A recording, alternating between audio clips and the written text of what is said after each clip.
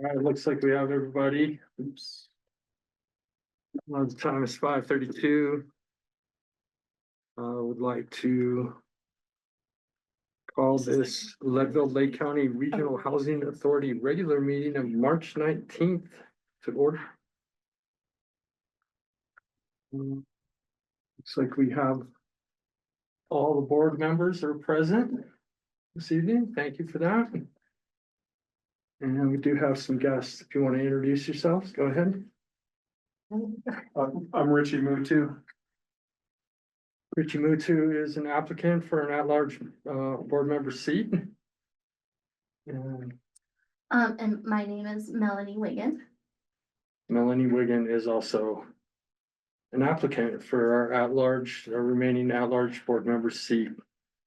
It is not on the agenda, but if we can listen to anything that Richie and Melanie have to say without any objections.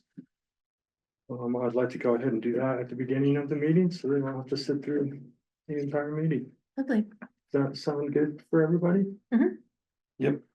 All right. Melanie, please. Well, I did prepare a little bit of a statement and I did hear the apology, but I kind of breezed over that a little bit. Hello, my name is Melanie Wiggin. Congratulations, Tracy Fletcher, in attaining the new position within this authority. You sounded very hard to compete with and highly qualified. So I think you're going to be a great addition to this board. I was a bit surprised to hear my name in the discussion of applicants from the meeting on March 3rd, 2025. I hadn't heard back from anyone, so I considered that perhaps I submitted my application incorrectly. It was bothersome to hear my name and then watch you all act like I had ignored emails and requests to attend an interview session on the 3rd. I would like to know what email this authority has on file for me and respectfully ask that communication is done directly with me instead of verbal relay through my busy husband who doesn't remember speaking to his employer about this meeting. I don't wish to discuss that matter any further because I don't think it's in my best interest because since Commissioner Bullock is my husband's employer. I am here to set the record straight. My application submission was never confirmed and I never received an invitation for an interview until today. So here I am. Yeah, just to clarify on that, Mr. Northcraft did email you, but he used a gmail.com account instead of your iCloud.com. So just an honest mix-up, and we do apologize for that. So we're glad you're able to make it tonight. Thank you. If I'm going to be seriously considered to join this authority, what I can offer is very different from the other applicants and current members. Lake County, or excuse me. Sorry, I don't know why I said that. Like Commissioner Bullock had mentioned, I have 4 kids, which I homeschool. My husband is a contractor. My father-in-law is a nonprofit and workforce housing developer in Sydney, Maine. I have worked with him in the past, but for the last 10 years, I've been a stay-at-home mom, which makes me very available for meeting the needs of this authority because aside from my family, I have nothing else competing for my time. I'm here in Leadville or in Lake County all the time. I don't leave the county or town, if at all. My husband works within the county and town. That is why I have more time in the day to catch up on county and city civics. I am an avid reader, researcher, writer, which allows me to learn and articulate things rather quickly.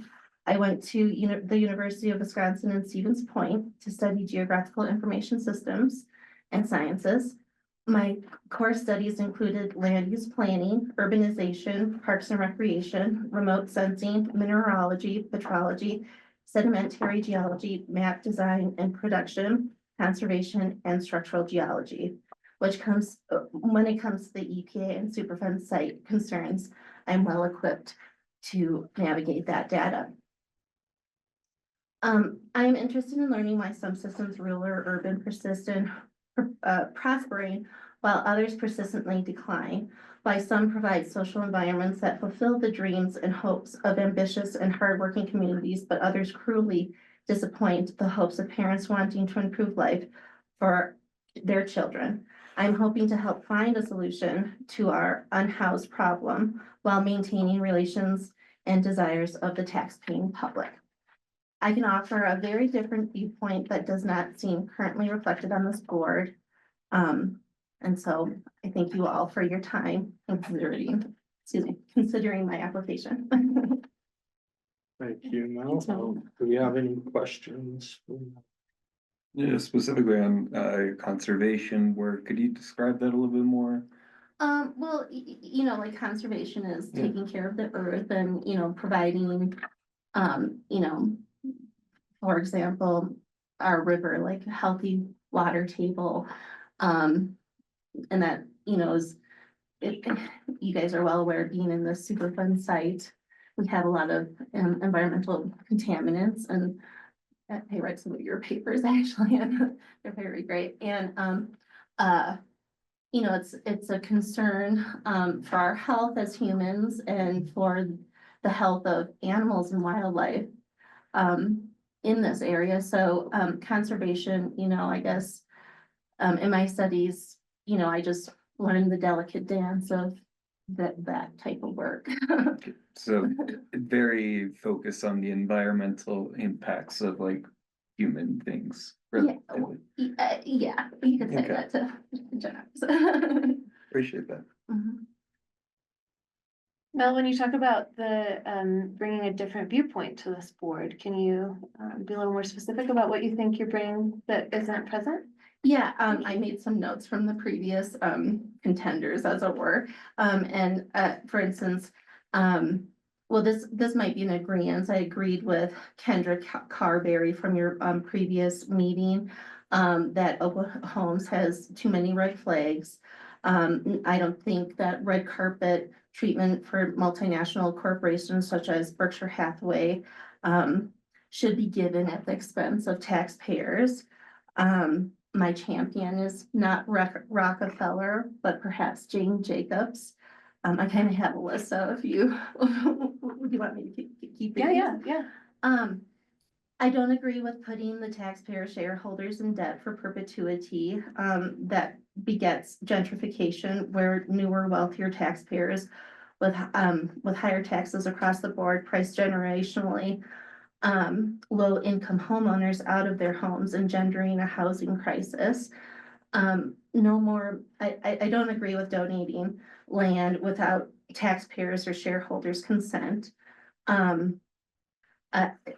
I know a lot of you probably know me from the concerns of Harrison Park, so I don't believe it's within the public's best interest to take away our parks for new housing subdivisions, especially when the desire is overall growth. We are already in a deficiency in park spaces per population requirements as stated in our PROS master plan from 2022. And so if we get rid of these kinds of parks, I don't think we'll ever be able to afford to purchase them back or have parks like we have currently if we get rid of them. This authority owns improved blighted properties. Those could be sold for more money on the market.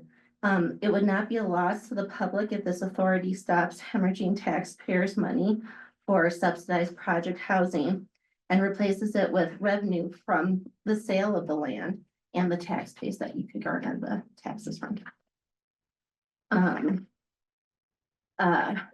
And from the last meeting, it sounds like some of the costs, especially with like the incoming tariffs and everything, it just sounds like the building costs are going up and it might be untenable. And nobody, including the applicants on the line for these projects, will be able to afford this, including us as the, you know, debtor.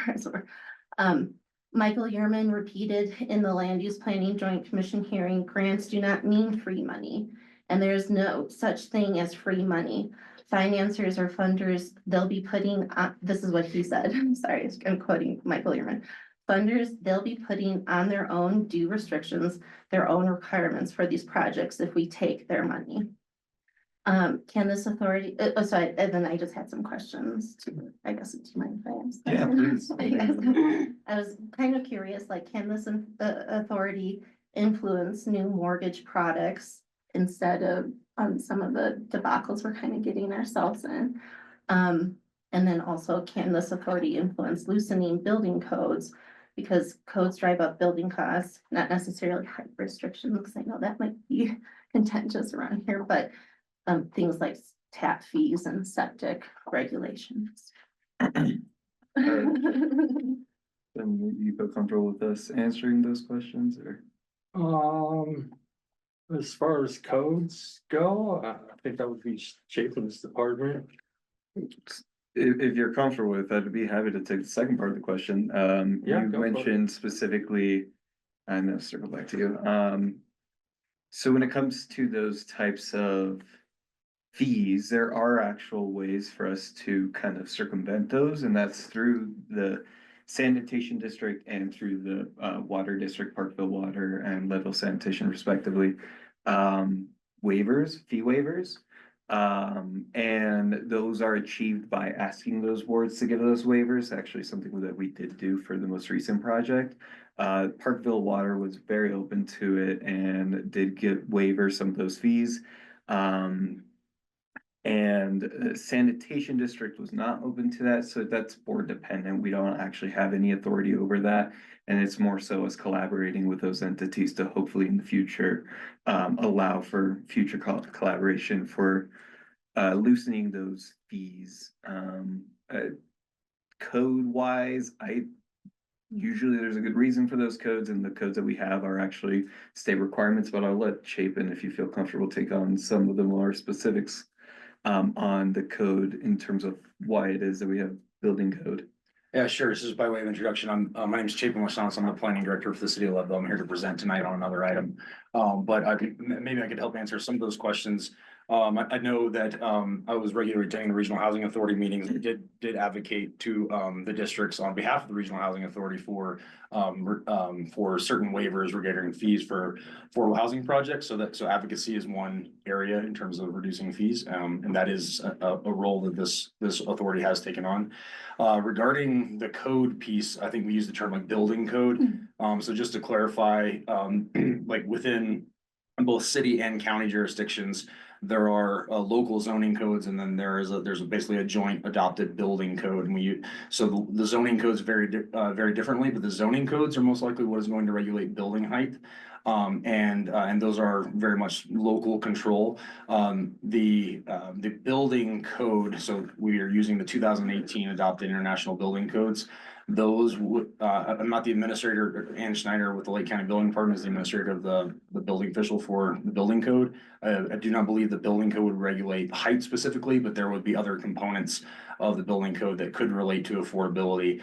There's arguments on both sides of building codes, basically more like the later updated building codes, either increasing or decreasing the cost of housing. You can have increased construction costs and you can have reduced ownership costs. So that's just a very big conversation, but hopefully that provides some clarification. Well, if I can add on, Sure. because I guess I was thinking too, for the building codes, my concern is like for everyone is that, or are these leniencies just for this board? Regarding like what So you're describing. for sanitation in Parkville, it is up to the board to decide when they have discretion of waiving those fees. Historically and traditionally in the United States, those are saved for these types of projects where it's providing a benefit for the community, such as housing that current residents can buy instead of having to rent. Or any other such housing project similar to it. That is times when people go in to ask for a waiver. It's not technically limited to just us, but that is who is supposed to get them. Like big developers aren't supposed to get them. If they are for-profit selling, then I would hope the board would make those waivers. I guess another way to say that is that, like, going back to the piece I said with this board previously advocated to the districts, utility districts for reduced fees, waiver of fees, et cetera. And that conversation was related to in exchange for deed restrictions. Yeah. and which this board would likely be the administrator of the deed restriction. Well, and I guess because I was thinking like if we loosen codes, like just to say for like residential, ordinary residential owners. And they wanted to increase the density on their own property, with, is it I kind of forget the terminology, but it's like, well, the ADU. 80, Accessory yeah. dwelling. Accessory dwelling, something like that. Is this the body that, or the authority that can suggest that, or? You can suggest it, but it's determined by the planning and zoning board, and they Okay. make a recommendation Okay, to whatever governing body regulates that, whether it's the county or the city. And Yeah, you're those- in the ballpark. So Yeah. like, for example, on the agenda tonight is a project that is proposed as a deed restricted project. And that property is subject to the city of Leadville zoning regulations. And that property did receive, I should say, is in the progress of receiving approval from city council for increased density in exchange for a deed restriction. Which this, and that's why it's here tonight, which this board would be the administrator of the deed restriction, should all that be approved by the applicable boards. So there is chances for us to collaborate with Yeah. those. We're not really gonna be the people who strive for those partnerships. It's usually up to the individual pursuing those boards, but we can certainly continue to collaborate, such as in this case, in those situations. But yeah, if that makes sense. and just lastly, like, do you guys know about, my first question was, addressing different like mortgage products. I don't Yeah. know, like, do we have, influence with our banks and such? So, traditionally speaking, there are options for regional housing authorities to work together with specifically the USDA. Unfortunately, in today's climate, that's just not possible because federal government's kind of not accepting those types of workarounds right now, unfortunately, but it's not out of the question that in the future we can collaborate with either the state or the USDA to create some sort of lower mortgage rate progress. It's possible that local banks could want to work with us, but like that's typically you don't see those types of relationships built out unless the banks are like really small or locally owned. Bigger corporate banks are much less willing to create those partnerships. At least in the examples that I've seen in Chafee and Summit, a few other housing authorities I've talked to. So it's certainly possible, and there's certainly programs that we could create and different types of mortgages that we could have. For example, we could set up our own rent-to-own program, kind of eliminating the whole middleman in the first place. So there's options in the future, but those are all requiring higher amounts of funds that we would need to have internally. But it's not out of the question, I guess is what I mean to say. And last bit of time I hope to take, but is our local small bank, is that considered a bank that's doing something like that? We haven't had those conversations that we're not there. Okay. Yeah, I would say the authority at this point, this authority is more of an advocate for certain things, a collaborator for certain things. We're not really making policy in terms of code and waivers for tap fees and things like that. Some housing authorities get to a point where they can be a developer. We are not. Is So, that the goal? it's something that is always on the table, but I don't think it's a goal at this point. Yeah, I think the way, and I really appreciate the questions that you've asked. I appreciate the genuine interest shown. The way that I personally, as a board member, see this as Board Member Hill expressed, it's an option that's available to us in the future. Certainly something we don't necessarily need to say no to. But at the current state of not only this board, but the community in general and the funds available to us, it would not make sense for us to be a development team. We don't have the manpower or resources to put developments into gear, as we very clearly found out. Which is totally okay. I think, it isn't out of the question, but I do think there's, roles that we can play, such as, administering deed restrictions. Or more revenue bringing things like potentially looking at, administering rental programs or something else in the future. But all of those, even the rental programs, require much higher funding for these, things. Even if they are revenue bringers, they still require a base level of already established revenue or capital for us. And this board is completely voluntary, right? There's no one's getting paid. We did recently remove, the restriction that allowed, or rather restricted payment to at-large members. In an agreement that we had some time ago, it has to be updated in the IGA between the city and the county, so it's possible that in the future we could consider it, but at the time, we don't have enough money to pay at-large members, but it's not out of the question forever. Thank you. Yeah, if an at-large member ends up getting paid, it would be very nominal stipend. Yeah. It'd be a couple $100 a month or something like that. Yeah, probably. All right, is that it? That's all from me. Thank you. Thanks, Sir, Jim. question, Jim, question? Yeah, so I'm sorry I didn't get your email right, that was not intentional, it's late at night and I guess I sent a couple others to Gmails. It kind of sounded like you were against the Harrison Ballfields project and the county's 24 unit. Can't remember what we're calling that. Thank you. Did I hear that right? Yes, Okay.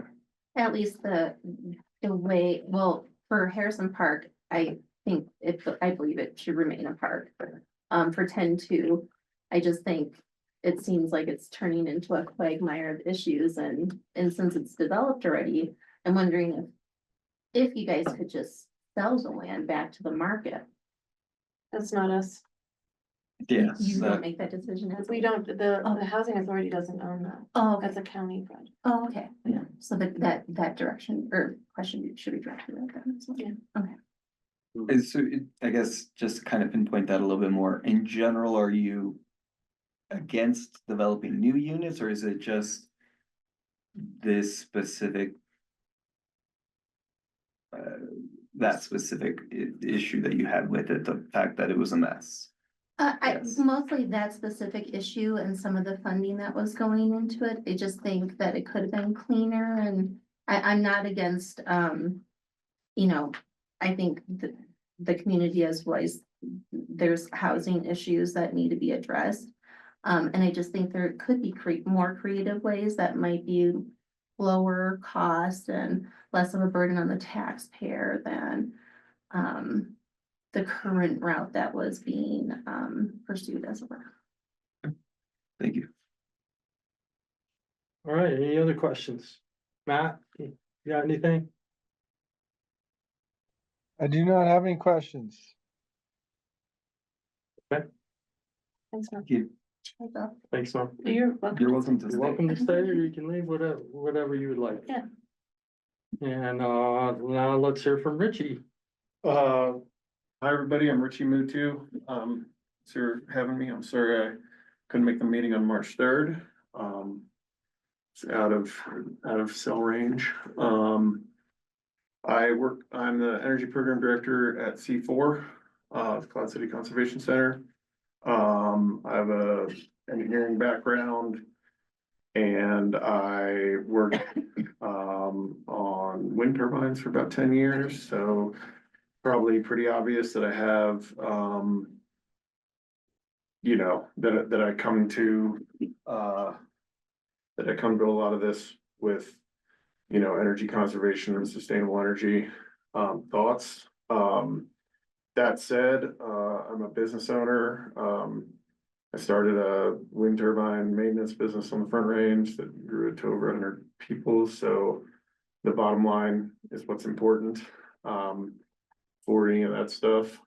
I worked some I did some residential remodeling a little bit, so I know my way around how construction projects.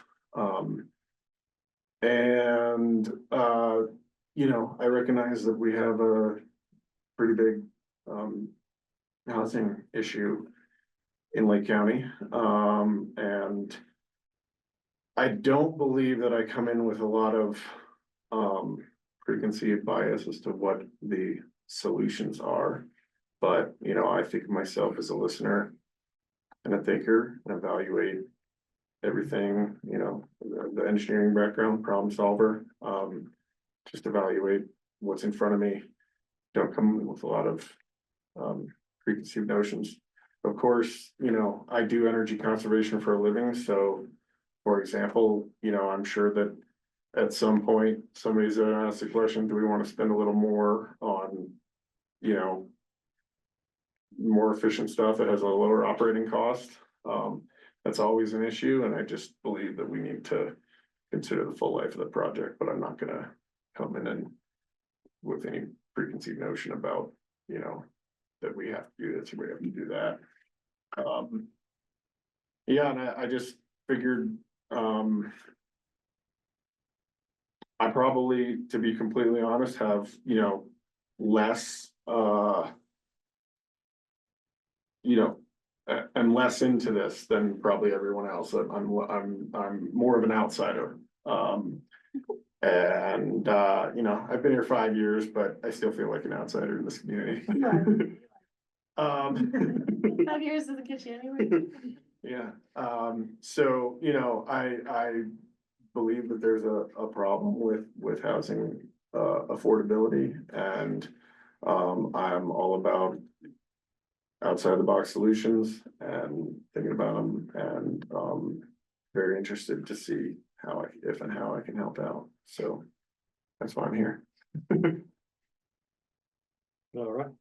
Any questions for Richie? I have, can you describe a little bit more about what your business is? The business that I started when I lived on the Front Range, was, is that what you mean? We started with wind turbine maintenance. I worked for a wind energy company and it went bankrupt, and so me and 3 other people from that company started finding turbines and fixing them, and then we expanded that to many types of wind turbines, solar, and telecom towers. And that's all maintenance work. Maintenance, and the telecom is like antenna change outs, so essentially maintenance, but you know, upgrades. Is that Integrity Wind Systems? No, that is the company that went bankrupt. Mutu Consulting. It's Ethos Distributed Solutions. Oh, got it. Oh, yeah, okay. Yeah. Like one follow-up question on that, were you like the main, I guess, manager of the maintenance plan of these,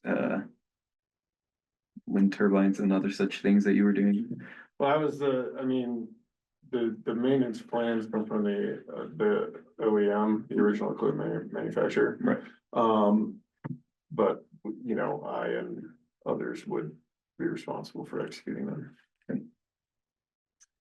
And that's, you sold that or silent partner or what's it? Silent partner since about middle of 2016, and less of a silent partner for about a year ago. Okay, so like, it sounds like you got a day job with C4 and that. I became less of a silent partner with that company about a year before I got a day job with C4. Okay, so when you say less of a silent partner, you don't mean more talking, you mean less active. Less active, yeah, less active, yeah. Okay. Yes, I see what you're saying. Sorry, Less silent, a louder partner, no, that's not what I mean. Okay. Okay. Richie, I feel like this, this housing authority hasn't had a staff since we had Jackie, even though Jackie's being really generous. And we are looking for an executive director. So my sense of this board is that it'll be moving towards more like needing operational and administrative know-how at this table, which is one of the reasons why I'm so grateful that Tracy put her name in the ring for your local experience and for your administrative and operational background. I'm just wondering, like, what of those skills, you've clearly been a business owner, you've worked as a consultant for other companies, you work locally on our housing infrastructure, like, what do you think you'll actually bring to this board when it comes to our administrative strengths that we're looking for? I mean, I think I would bring a, you know, an open mind, and I like to think reasonable decision making. No, good. Oh, yeah, we all wish we I had guess we that. all like to think that, Yeah, but, you know. yeah. Okay, thanks. Go ahead. I have a question for the whole board, being this is my first Yeah, meeting. please. Is there, like, on my board, I have a matrix that shows, you know, like what skill sets, who's at our table, I asked right? this last time, yes, So, which is really an important thing. Does this sort, okay, I didn't think so. that's why I There just I said asked it. Jackie. I've been trying to think about what this board needs too, that's why I Right, was right. trying to articulate Yeah, it. So, because it definitely helps, like, looking at your skill set and yours and my skill set Right. and, you know, kind of everybody. And what's at the that's- table right, already, So I was just curious. Okay. Good question. not yet, we Okay. can develop I that, have one. awesome, I can thank share. you. And I guess, to the ethos question, so it started as 4 people and it's, you know, maintain wind turbine, solar panels, stuff like that, and then it grew to 100 people. So what was your, I guess, role in that? I assume starting out, you know, you're scrapping for everything and you gotta be the one that's climbing the towers. And then how did it get to 100 people and kind of what was your role within that? It was scrapping for everything the whole time. We were, I would say I spent the first 5 years in the field. Started out with some health problems from staying, you know, just being gone all the time, and it wasn't a lifestyle job. And then, yeah, as we grew, I mean, I had various titles. At one point I was CTO, Chief Technology Officer, and at one point I was a sales engineer or something like that, you know, so I was, yeah, I'd say probably the first 5 years I did field work and client management, and then probably more client management for the after that. Okay. And, it sounds like the residential remodeling now is pretty light duty stuff. Few projects here. and Few there. projects here and there, pretty light. I was, you know, it was, yeah, pretty light. Okay.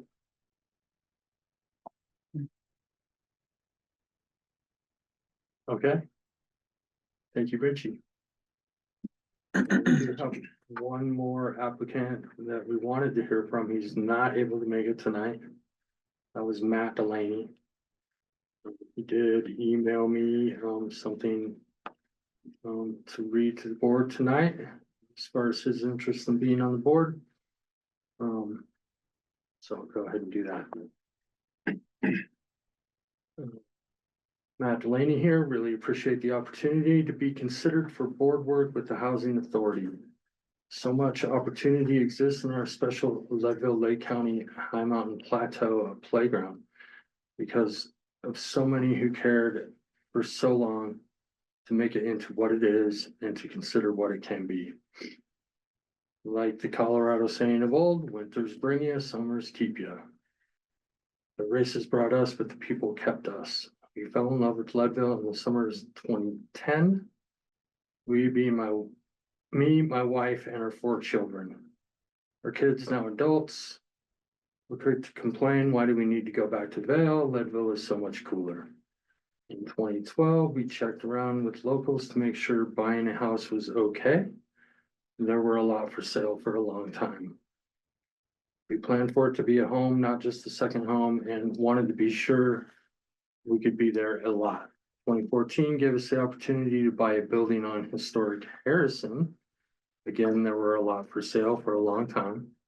We wanted to do it right, helping along a 14-year tenant for as long as we could. giving two locals a chance to make their mark. 2017, we were asked by the City on a Hill ownership to participate in their work. And locals took notice, got us to a Leadville general contractor. We got us to a Leadville architect design team for what became the famous 8 employee apartments and a fun pasta pizza pub, and the experience to know that our thought process of providing fair food and housing to fund people could be a viable business opportunity. We are committed to Leadville, its people, its history, and its future. It excites us. We can't do anything with each other, nor should we want to. And we have always been committed to sharing our experience and knowledge, the ups and downs. And we believe we can continue to work more fun projects. Happy to be of assistance, service, support for a problem that exists not only in Leadville, but in countless communities around the country. None as special as Leadville. Thank you, Matt. Fortunately, he wasn't able to be here tonight, so that's what we heard from Matt. Tim, do you know, what Matt's timeline looks like in terms of being in town and out of town? I don't specifically know. The only thing that he told me was they're gonna be empty nesters in August. Okay. They currently reside on a more full-time basis in Pennsylvania. But when they become empty nesters, they'll be spending a lot more time at their residence here in Leadville. Okay. Yeah. Thank you. All right, let's see, I believe you've heard from all interested applicants. We'll get back to the agenda. What's the approval of the We minutes? got the approval of the March 3rd special meeting minutes. Has everybody had a chance to review those? Yes, thank you, Jackie, for being on that. And do we have any changes to those minutes? Anybody see? It's probably just a nit, but I don't. Under the action items, it's got the city in the city. I'm sorry. I think one of those probably is the county. Oh, did you? I thought we had AI making these for us now. No, AI said, Jackie said, and Jackie wasn't, Jackie wasn't here, so. All right, well, gold star for you. for Taking them anyway. Where are you looking at? Yeah, Just the Under top at action. merge. No, No, under bottom of page action 1. items. First thing under minutes. Tim Hill wanted to add. The city is dedicating true. 136 in 2A funds, and the city is contributing towards Oh, the, 70,000 towards the ED position. Yeah, that's all. okay, so it's Yeah. 136 Gs, 70 of which is earmarked for. No. No, it's both two of them are separate IGAs. One is the IGA that funds the executive director. The other is the IGA that dedicates more funding to the actual running of the regional housing authority. Somebody will clean them up. There are two Okay. IGAs. Okay, I thought the city was contributing their 70 Gs out of the 2A fund. But Yes, that's- that Yes. is correct. Both It's are. two Both of IGAs. the numbers are coming out of 2A. Yes. We are adding those together to get to 206. Yes. Yeah. Correct. Coming into the housing. Okay. Yes, All right, well, Jackie, I guess you did okay. it's silly. Anything else? No. I would entertain a motion to approve the minutes. I'll move to approve the minutes from March 3rd, 2025. Luna led seconds. All in favor? Aye. Aye. Aye. Thank you, Matt. Mm-hmm. All were in favor, or is there any opposed? All were in favor. All right, on to the discussion for the potential of the Regional Housing Authority to administer the deed restriction on the Bellcrest Affordable Housing Project. Before we start, I just want to acknowledge as a voting member on city council, I don't feel comfortable voting for both entities. I'm happy to be present. If you all want me to be present, I don't think it raises that much of a conflict of interest, given that I have no connection to the applicant, but I don't know that it makes sense for someone to take a vote on both seats, unless y'all object to that. Would it be, can I add one comment, may help clarify the Yeah, situation? please. So the city council's primary review of this, and I'll introduce this when I get to that point, but the primary review of this would be related to the ordinance that authorizes the development agreement essentially as an attachment, which includes the deed restriction as an attachment. And the city council has not finalized or would not be finalizing the final form of the deed restriction at the second reading. It would just primarily be the terms of the deed restriction. So the review tonight that would be in front of the board, including members that are also on the city council, will be primarily related to the form of the deed restriction, not necessarily the terms. Okay, So two different. so Two yeah, different at this moment, we were talking about different things. Yeah, I think that's a safe way to summarize Okay. that. Thank you for that Yeah, clarification. sure. Then I'll stick around. All right, so with that being said, we'll let Chapin present. All right, good evening. I introduced myself earlier, so I'll skip that part. Victor, I'll just speak to you. Is it okay if I just introduce this? You can look here. Oh, yep, sorry. Victor, is it okay if I introduce this, just kind of procedurally and kind of the formal part, and then kind of turn it over to you to introduce the background on the project? Absolutely. Okay, all right, great. So I'm just sharing screen here. Apparently I'm wearing the same shirt. Yeah, so this must be my favorite shirt. Oh my God. It's embarrassing. Yeah, no, right. I would do that. So good evening again. I'm Chapin with the City Planning Department.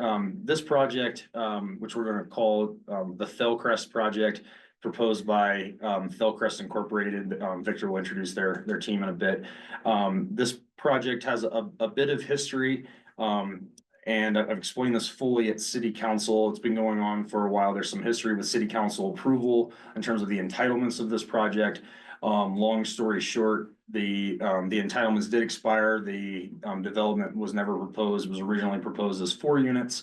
More recently, the developer, Fellcrest Incorporated, came to city council for work sessions for a 6-unit development, deed restricted at 120% AMI, I believe.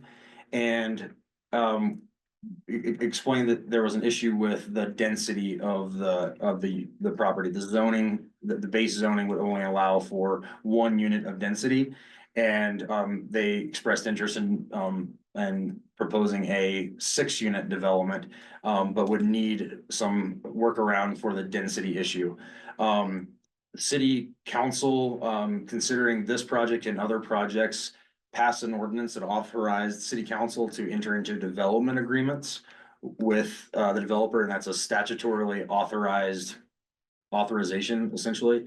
And so since those work sessions with city council has passed that development agreement ordinance, which allows developers to receive a waiver of certain code limitations, which would include density limitations, in exchange for providing a public benefit, which can include deed restricted housing. Since that work session and that passing of that ordinance, the applicant did apply for both an administrative site plan and for a development agreement with city council. And that was recently a first reading. Public hearing was held at city council. And city council passed on first reading an ordinance that would approve a development agreement with a deed restriction for 4 units of affordable housing at 80% AMI. And so what is in front of you tonight would be, as I mentioned earlier, the deed restriction, which is kind of the 3rd layer of the documents that city council will be approving. And this is scheduled for second reading on April 1st. I could talk about this for hours. So that's just a quick summary. On the screen is the is the conceptual renderings of the project. The Planning and Zoning Commission also reviewed this, and there was a site plan that was approved with conditions, and one of the conditions was the development agreement authorizing the increased density to four dwelling units was approved by city council. I'll wrap up here with just kind of getting right to the key thing that we'll be reviewing tonight. I'm sorry, let me stop sharing and reshare. So coming on the screen is the deed restriction, which is included in your packet. This is 7 pages. Again, this is essentially an exhibit to the development agreement, which would be an exhibit to the ordinance. The key terms in this deed restriction would be that the units would be restricted to 80% area median income AMI, and that the regional housing authority administer the deed restriction, but then if for some reason that doesn't work, and I'll show the exact language, that the city of Leadville can administer the deed restriction. Since the first reading at city council, the city attorney added this section to the deed restriction, which will be reviewed by city council at second reading.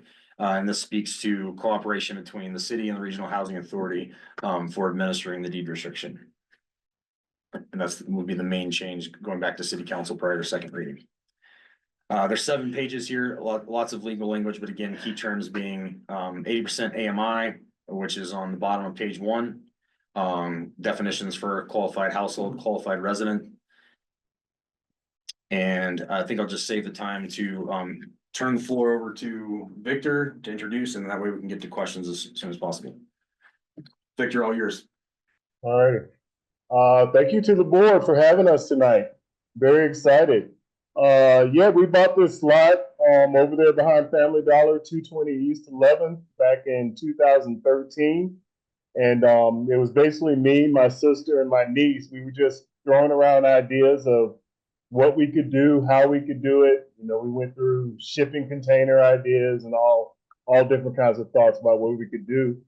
And then about 2 years ago, I happened to be looking at the Chafer website, and I saw that they had a small scale housing program that they were starting up. Because a lot of, you know, affordable housing developments are, you know, often hundreds of units, if not, you know, 400 or 500 units or whatever. So I finally got in touch with Chafer, and they have put me in touch with a team that's gonna help us follow through with it. We have tonight we have joining us our attorney Mark Berry, and also Mary Coddington, which is part of the Chafer team that's helping us out. So thank you, and look forward to working with you. Thank you, Victor. Absolutely. I have a question. I have never been a part of administering a deed restriction. What is entailed in doing that? Well, I think there are options. I think this is probably a good time for me to reshare the deed restriction, getting into the kind of the technical part. We're gonna pretty quickly get to annual verification as one of the key components. So there's a requirement here for the property owner, and maybe I should back up and say that this project is set up to be a rental project, and could not be an ownership project where we have separate owners. In other words, where Felcrest conveys title to individual owners unless they went through a condominium subdivision. And there's some legal language in this ordinance that contemplates that future situation. So we should say that it's possible in the future, but right now we're looking at this as a rental situation, and so this annual verification section would include both rental and potential future owners if it was condominiumized, but there's a requirement for annual verification, so that would come through the regional housing authority. And I'm assuming ideally that would come through staff. Yeah. Yeah. So And we're just making sure that people are qualified for this from year to year. Year to year, so initially and year to year. Initially and year to year. Yeah, so the And that's- occupancy and that- restriction, That's going to entail going through different documentation and then. And I believe the applicant's team wants to add something to that. Mary Coddington, you have your hand up? Yeah, good evening. Can you guys hear me okay? Yes. Excellent. My name's Mary Coddington. I am one of the consultants that is being supported through CHAFA to help support this project. And just wanted to elevate, there will actually be multiple covenants on this project. There's this covenant that goes along with the development agreement through the city of Leadville. There's also a covenant through the Colorado Housing and Finance Authority that is one of the requirements for the financing through them. And we're also applying for funds through the Colorado Division of Housing, which will also have a covenant on the property. And they're designed to be in alignment. And we certainly don't want them to conflict with one another, but mutually reinforcing. And so the question of whether or not the property can go for sale, at least through the length of the loan term, which is 40 years through CHAFA, it will have to be maintained as a rental property, being rented at under 80% of the area median income. and just to clarify terminology, in this case, the deed restriction would be a restrictive covenant. That terminology is, it's synonymous. Is that perpetuity or that's the term of the loan? This deed restriction, this restrictive covenant, The one with the. that you're reviewing is in perpetuity. Okay. Yeah. This is the point of the Regional Housing Authority, right? Like one of the points is that we start managing deed restrictions, and it's one of the reasons why the Regional Housing Authority was created, and one of the reasons why we desperately need staff as these things come down the pike, right? Yes. Am I getting that right, everybody? Yeah, Okay, so that would lead to, we currently do not have staff. yeah, totally. So when would we have to actually administer the deed restriction? What would be the timeline on that? Occupancy. Maybe I'll let Phil Christ provide the latest update on their expected completion of construction and when they would start to occupy. And you can probably anticipate months before that, so a few months before that, Okay, wanting to prepare to review eligibility to meet the occupancy restrictions. gotcha. Yeah, spot on. We're hoping to get certificates of occupancy in November, December of this year. And so with this project, there are sort of two management components. There's the property management side, and then there's the compliance side, which is what the deed restriction would manage, that the property's in compliance with all of the affordability requirements that are put on it. And so we haven't identified a property management company yet. So we haven't talked about, thinking about when we're going to start lease up, but September, October, we definitely should be at that phase of the project. Okay, so we would have to have staff in place and ready to go on that by August or September. 6 months. Okay. And just a follow-up question on the property management because that's something that the housing authority, lots of housing authorities do as well. Mhm. Would there be any consideration, if we were properly staffed, for the housing authority to manage the property? If that were Good within question. the scope of the housing authority, that would be amazing from our perspective to have that all done in one place. But recognizing where you guys are in your process, we are looking for other options that could be transitioned later on down the road if that became something that was in scope for the housing authority. Great to hear. Okay. So I think beyond the mission of administering deed restrictions and being the clearinghouse for that, this was also gonna be a revenue stream to manage deed restrictions. Am I getting that right? Did we talk about that? I don't think the deed management Was it just accomplishes. property management? Property management is what gains revenue. Deed management does not gain revenue. Okay, I think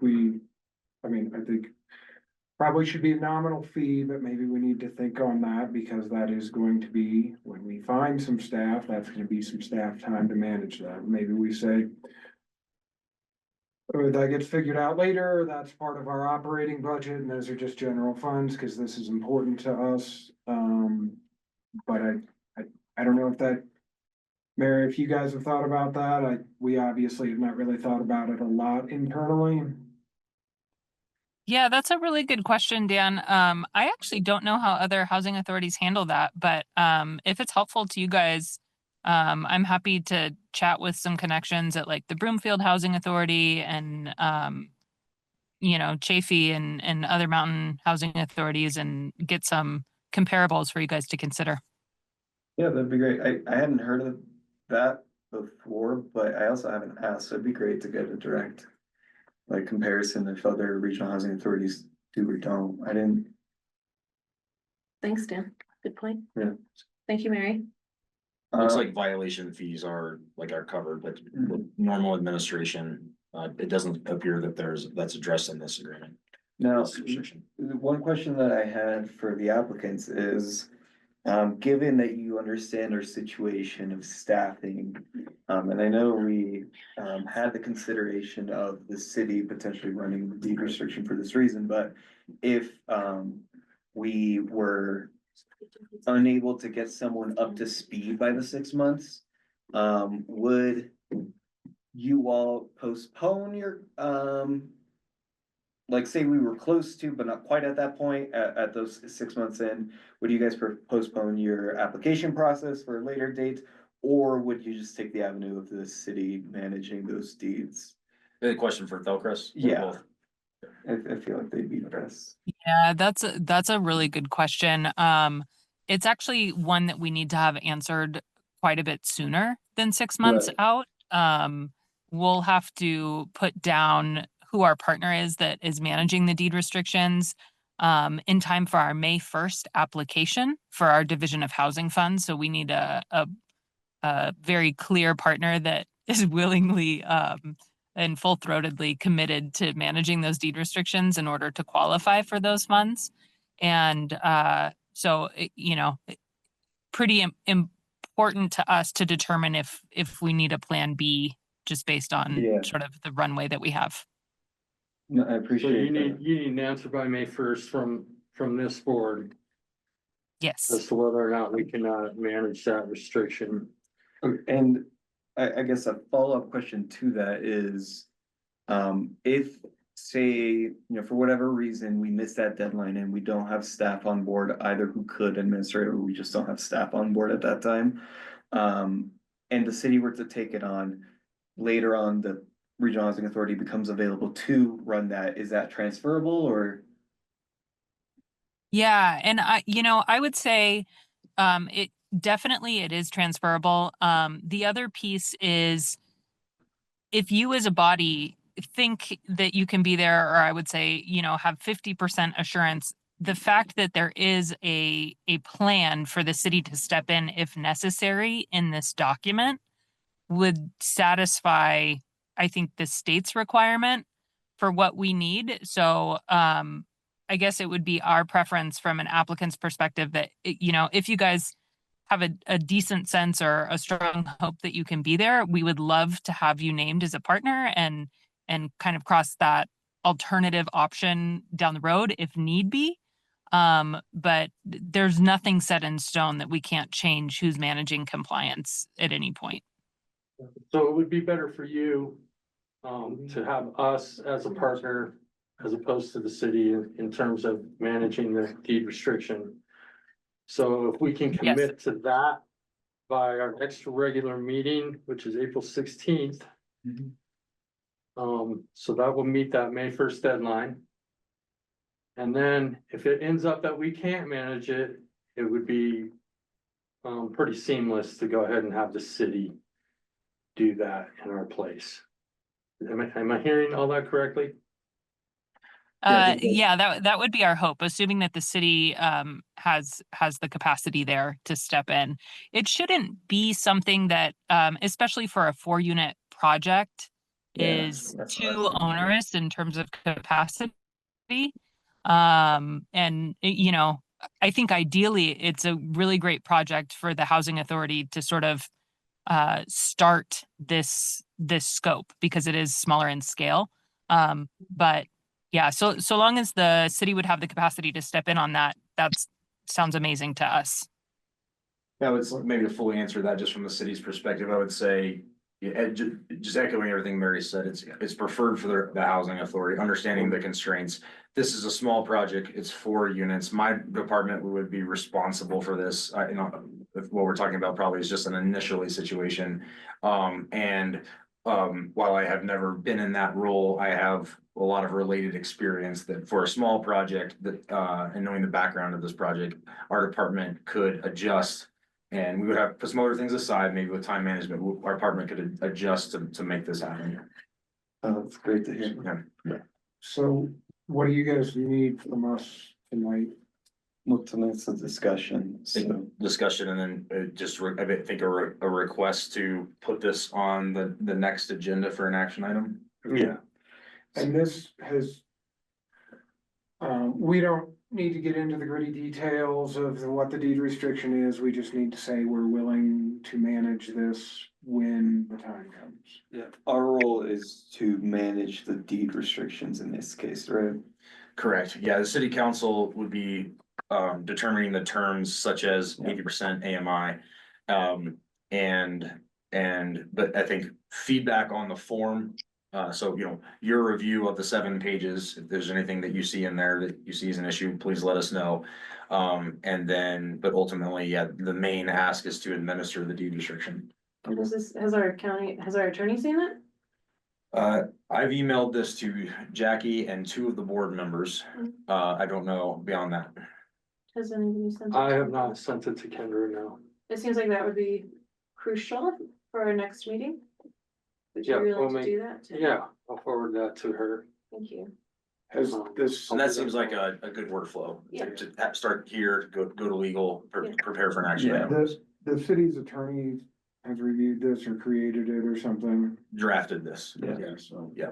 Should be. It has been Not a vetted lot of by changes. By and large, just not. Kendra and the city attorney are in the same firm, aren't they? I don't think they so. are. Hillary? Yes, they're in the same firm. Oh, I did not know that. I didn't know that either.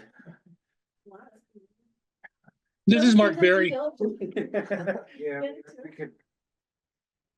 I don't know, maybe have a larger, she probably needs to review it. I would be surprised if there was something that we really wanted to change.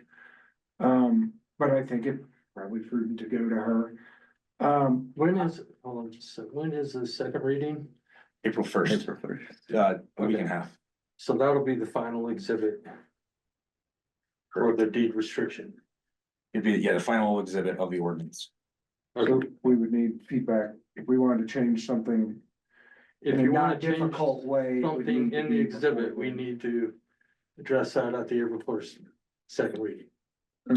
Just one quick pause. Mark, I don't know if you're talking to us, but if you are, we can't hear you.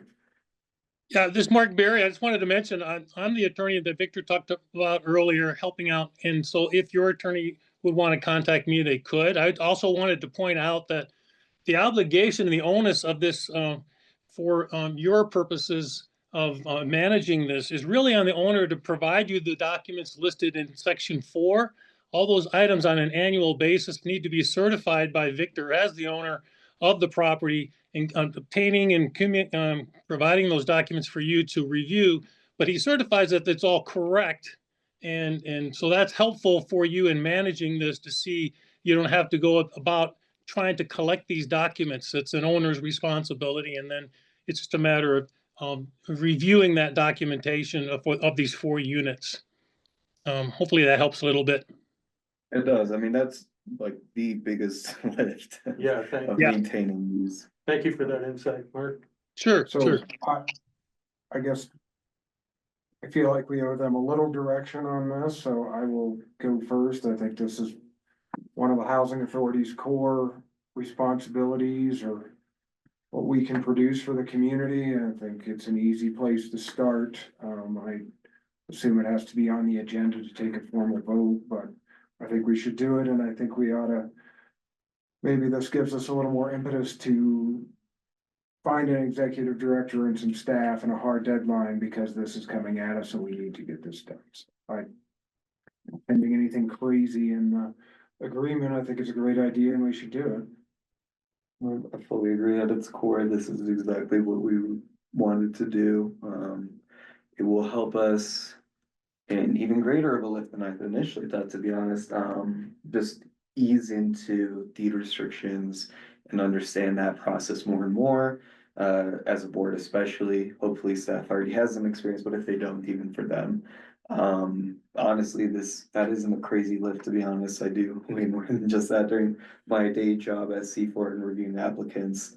So this is a relative, like, I can't see anything easier than this as a first project of administering deed restrictions for the Regional Housing Authority. So I think it'd be dumb for us not to try to commit to this one way or another. Also, I totally agree. Yeah. I totally agree. This seems easy. It just seems like due diligence to get it in front of our attorney, so we can get that stamp of approval and move on. Tracy? No, I think it sounds great. And I was just thinking too, if there isn't somebody managing, I was just trying to look up who we have a manager at Mount Massive Manor. There's property manager there, they have to do income verifications, things like that, and that may be Amanda that does some of that, but there is a property manager for that property. It could be a possible temporary option also. Or we could just poach them for staff, so whichever. So just thinking like who's over there Yeah, that's cool. kind of managing, that property with it for the city. Sure. Or for that housing authority, that might be an option. I Yeah, cannot think of who it is off the top of my head. Amanda's the building manager, isn't it? Amanda's manager, but then there's a property manager Right, yeah. that through, Overall. yeah, Overall. is that who it is? Okay. Yeah, and I think it's two different things. Yeah. And But- we're more focused on the managing of the deed restriction now, but certainly down the road. Mm. We need to explore that property management component. Mary? Sorry, I was actually looking online to try to find out who is managing Mount Massive Manor. So if you guys do have that name, I would love to reach out. Actually, Tracy is on that board, which is a different housing authority. Oh, okay. But Tracy is on that Yeah. board, so. And I can't think of who it is off the top of my head. If you two want to connect, she can help you out with that. Perfect. Awesome. I'll reach out. Okay. Do we need to? Never mind. Whatever the compensation we come up with would not be a deed restriction. We could manage that. We could figure that out later. I think that could be like a policy Yeah, outside of the deed restriction. yeah, Yeah, I guess. that'd be an Not want to internal. record that, that would get messy pretty quickly. Yeah, that's not something we would want in that agreement, you're right. Yeah, let's not make things messy, Dan. I'm doing my best. Okay, I believe Melanie, did you want to comment on anything? You could briefly comment if you I want. just have two questions. I was just wondering, so do the deed restricted properties through this property that we're discussing, do they get removed from the tax roll? That would be a decision for the Lake County tax assessor. Okay. And I know I have had questions about that in the past. I have never discussed modifications like tax assessment for deed restricted properties. With the tax assessor. I would be willing to talk to them and find out about that. I think that we haven't done that because we don't have any deed restricted properties essentially. And But so that we may be property, getting there. so that property currently is on the tax roll?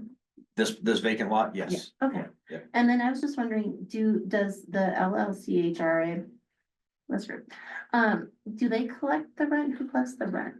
So that would be the property manager, whoever they decide manages the property would be in charge of collecting rent and having that go to the proper venues. And what are we don't get revenue in that? It's not our No. project, so this is a developer project, so they are doing we're only doing the deed Oh, okay, restriction. I see, I Yeah. understand, sorry, I was thinking It's this okay. was like a project that I'm In sorry. the future, it has been talked about that we could also be property managers, Okay. in which case we would be collecting rent. Okay, And in which case we would get a commission and generate revenue Yeah. from doing that. that's where my Yes. question kind We're of just arose starting from. with deed management, or deed restriction management right now, and what Mary was talking about was like, in the future, it would be wonderful if this group could get to that point, but we don't even have Property staff at the moment, but we're Okay. trying to like slowly build towards. Oh, that. interesting, okay. But even if it was managed by the Regional Housing Authority, ownership Yeah. would still remain with the Yeah. property. Okay. And who was that currently? Fellcrest Incorporated, so Victor is one of the managing members of, it's a nonprofit incorporated, I'm probably butchering that, but. Yeah, it's a nonprofit. Okay, Yeah. so then sorry, just one, but, the rent, does it go to him then? Yes, it would go Okay. to Fellcrest Incorporated. Okay. Yeah. Yes. Victor's been working on this for at least 10 years. I've seen it, back when he was on the Historic Preservation Commission. Yeah. I remember this coming up, like, he has been diligently working to try to make his property accessible to the working class of Lake County. There's a, His like indefatigable spirit is embodied in Victor's project, I would say. there's kind of a summary of the history of this property and this project for again, Victor's pursuits with this property, like in the city council packet folder. Yeah. And in the recording, if you'd like to review that, then. Oh, I need to Like, get- you can kind of like about read that. all the background on this, on the city council's website. okay, yeah. Yeah. Mhm. Okay. So I think we have consensus. That this is something that we would like to be able to do, for Fellcrest. It is dependent on us being able to hire some staff. But we will bring it up as an action item. In the next regular meeting of the Housing Authority, which I believe is April 16th. You're right. And we're also going to vet the restriction through our attorney and make sure that there's nothing glaring and all that kind of stuff. All right, Excellent. Would it just be easiest if myself and the Fellcrest team reached out to the Regional Housing Authority's attorney and copied, yeah, well, I guess in this case it would be, sorry, who's the Regional Housing Authority's attorney, Kendra. So if essentially, like myself and Fellcrest reached out directly to Kendra, copied the Regional Housing Authority board members and requested this review, just for efficiency. Yeah, that'd Okay, be great. yeah, that'd be awesome. okay, And I can get you her email. okay. And that's, I'll reach out tomorrow and get you that. okay, thank you. And we'll be back here Wednesday, April 16th. Sounds terrific. Thank you. Thanks, Chapin. I'm gonna hang out if that's okay. Yeah, for sure. Thank you. Victor, Mark, Mary, catch all that? Yes, thank you all. I just point out also Fellcrest Incorporated is a 501c3 nonprofit, just so you're all aware of that as of the last couple of years. So, thank you. Appreciate your time. Thank you. Thank you so Awesome. much. Thank you all. Looking forward to working with you. Thanks, Victor. Thank you. All right, moving right along. Speaking of. We do have applicants for the executive director position.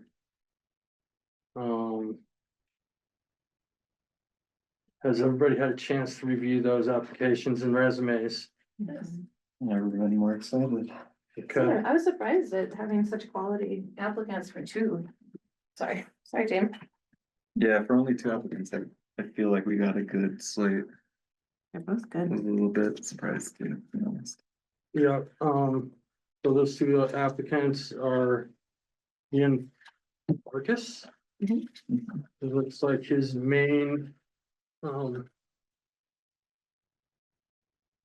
his main qualification is, grant writing. He's a grant guy. is kind of what I gathered from his resume. Mhm. And we got Rebecca Lomberg, who is currently working for the Chaffey Housing Authority, Chaffey County Housing Authority. Mhm.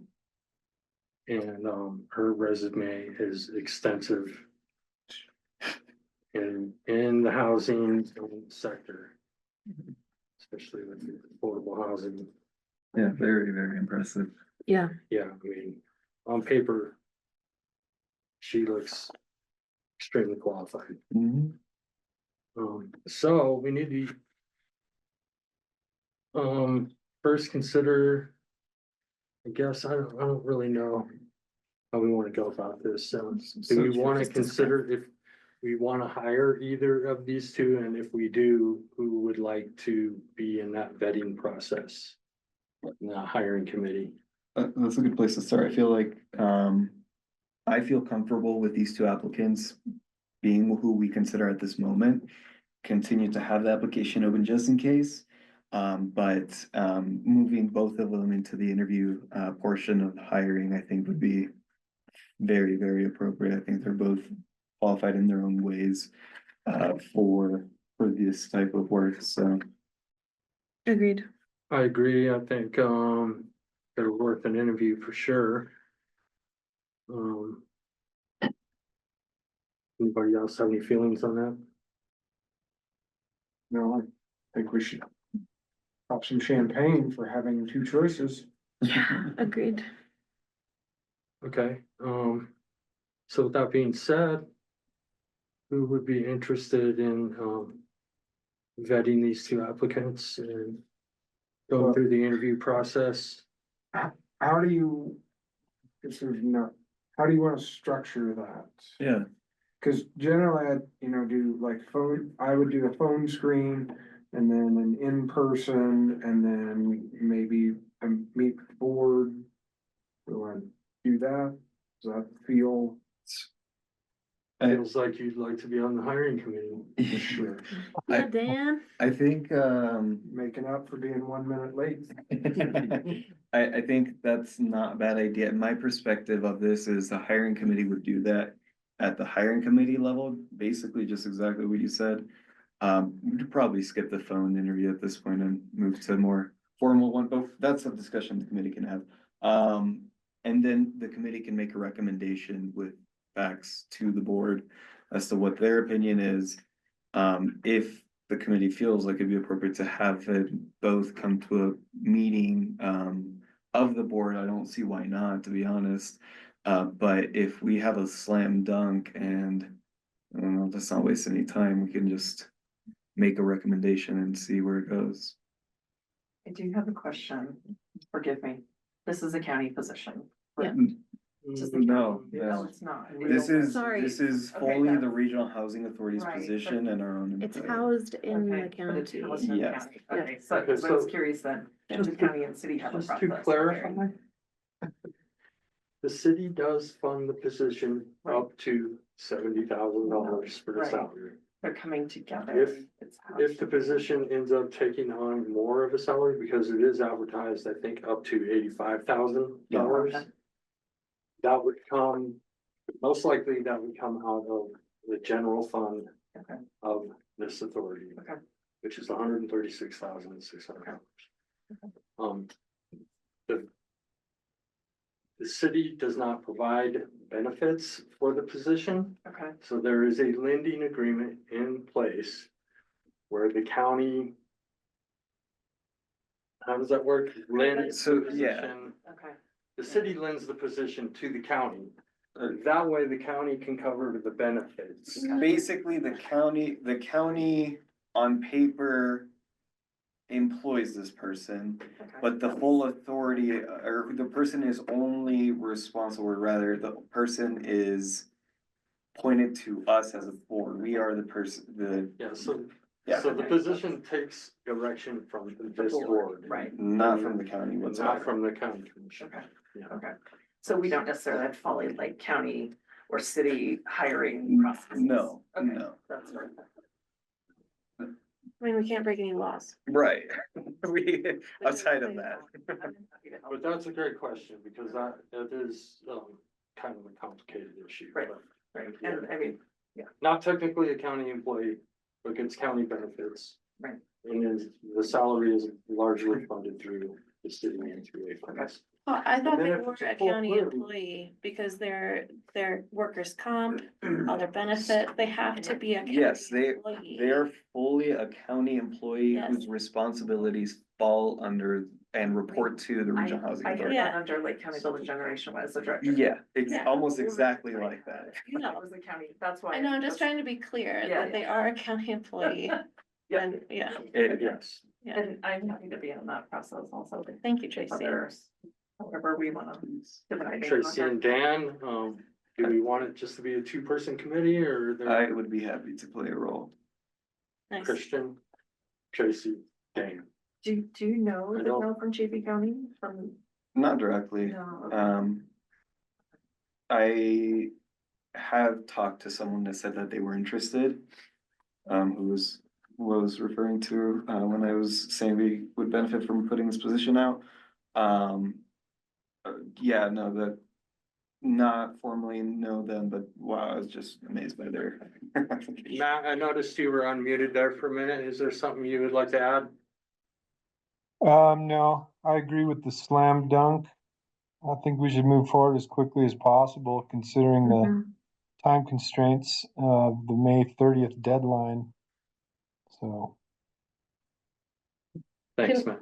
What if, just throwing an idea out there, what if we just had both of them come and interview with the board? Alright, I think that's too many hands in the pot.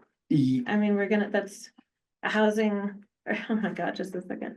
A committee would recommend if we had a bigger pool, like 3, to go to the board. To be reviewed by the board.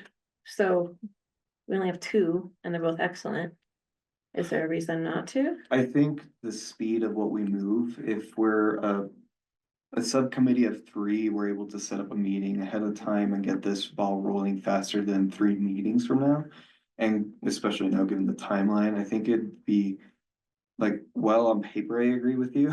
Yeah. That like, it kind of seems like, I don't know that we would need a hiring committee for just 2, but in terms of wanting to get this done before a May 1st deadline, I do feel like we benefit from having the interview process started and hopefully finalized before even our April meeting so that we can make a recommendation. Okay. Yeah, if we can get a recommendation in by that April 16th meeting, that would move things along a lot quicker. That'll be like light speed for us. I mean, I could vote today. There's a hole in the space-time continuum. I mean, Can I say if it's the Yeah, 3 we of can. us, I can send out some options for our schedules Yeah, and see what please. works and then reach out to the candidates and then dial down. I'm assuming we can get city or county space to meet with them. If we want to meet in person or Zoom.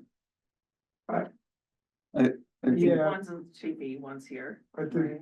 not Well, yet. one's in Chafee and one's, To move here in April. yeah. I think we could work out the logistics of that and I'm pretty flexible and, Okay. Yeah, yeah, I think we wanna not Yeah. fool around. Yeah, like close to work nearby. It's you do 3. I'm right Yeah, there. I could Somewhere over there. Here's our list of questions. Pretty So it's kind of all nice. Yeah, But yeah, cold. I think it all works pretty easy. Okay. Does that work? Okay, so does that work for everybody having their Yeah, totally. Christian, Dan, and Tracy as the hiring committee? So we can move at a rapid pace. And do hopefully have one get an more question. executive director. Are there some guidelines or questions, list of questions, things that we want to have prepared? We should Or have prepare them that. prepared? You guys get to talk Um, about that. I will say, if any of you have any questions you want us to ask, please don't hesitate We to can send them email to any you. of us. I think let's work out the logistics later. Yeah. Yeah. Yeah, that will be up to the hiring committee. There are no prepared questions. Shooting from the hip. Okay. Okay, safe to say we can move along? Yeah. We have at-large board member applicants, do we want to go ahead and, appoint our last seat this evening? Yes. Sure. So we have, we have Melanie Wiggins. Thank y'all. Thank y'all for sticking around. Let's not do that. Jack, you can stay. I'm just gonna. Should we plan to wait outside or? We can or just, the- we here can later? just contact y'all. Okay, It Yeah, was good Yeah, meeting. go home. Thank you all. thank you all. yeah, take care. When we make a decision, then, you know, I usually get around to it about 4 or 5 days later. You won't care. You'll hear when the decision's made. Thank you all you. very much. Take care. Take care.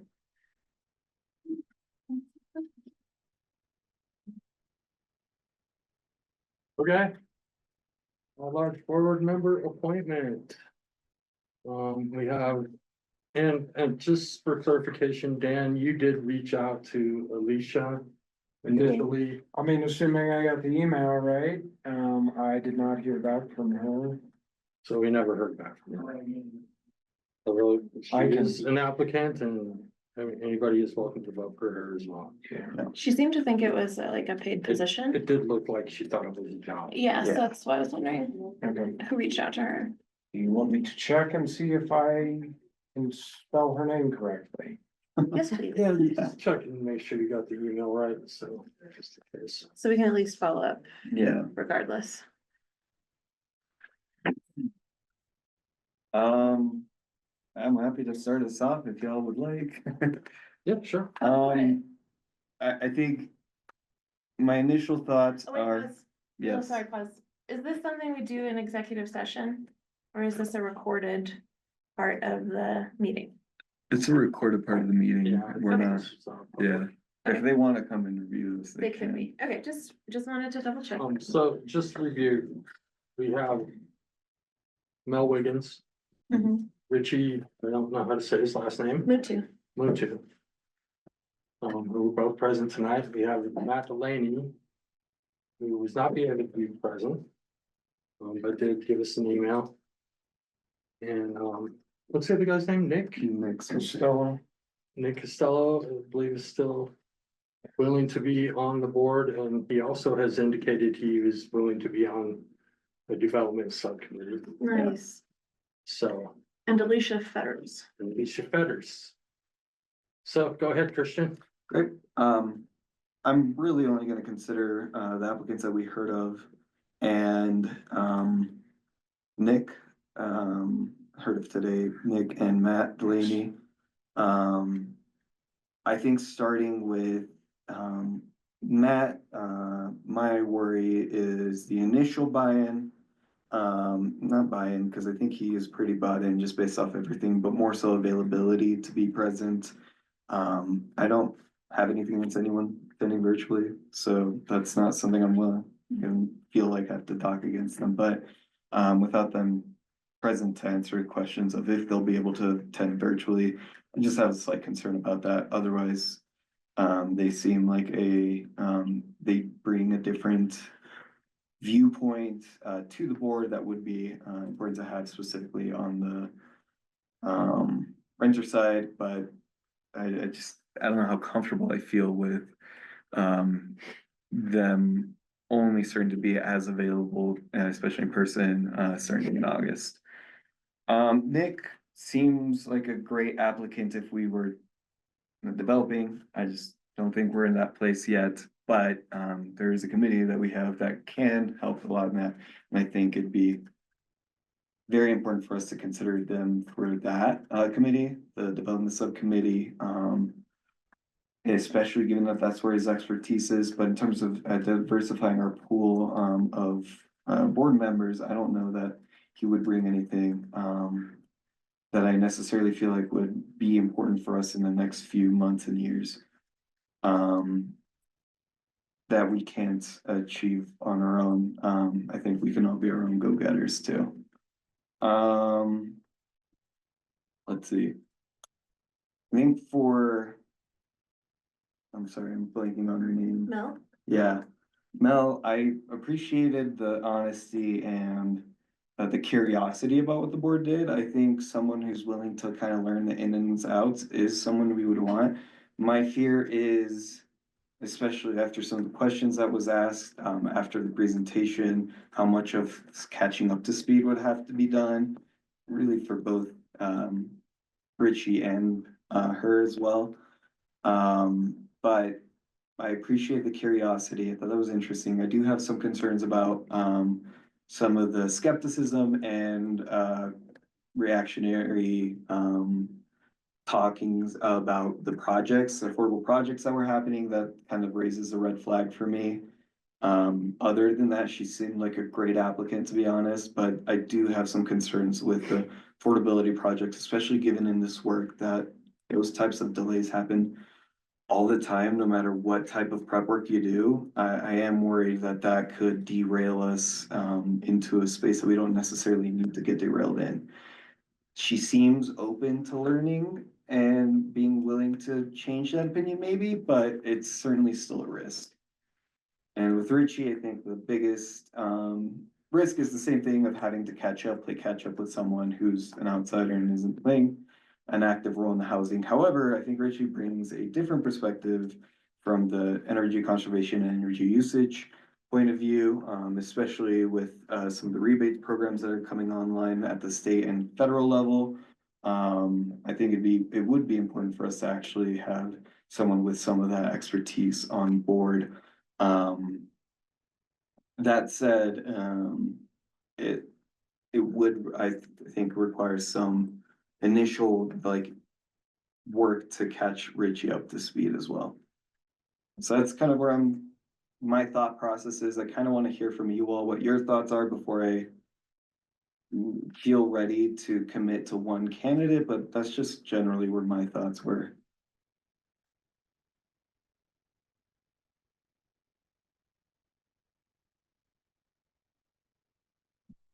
Anyone else? Always have opinions. Anybody else wanna go Speak first? up. But I mean, I like Nick's drive to get things done. I think we would frustrate him to some degree on the board, but maybe that friction is good to get things moving. I think having a board member that's vocally opposing housing projects would be problematic.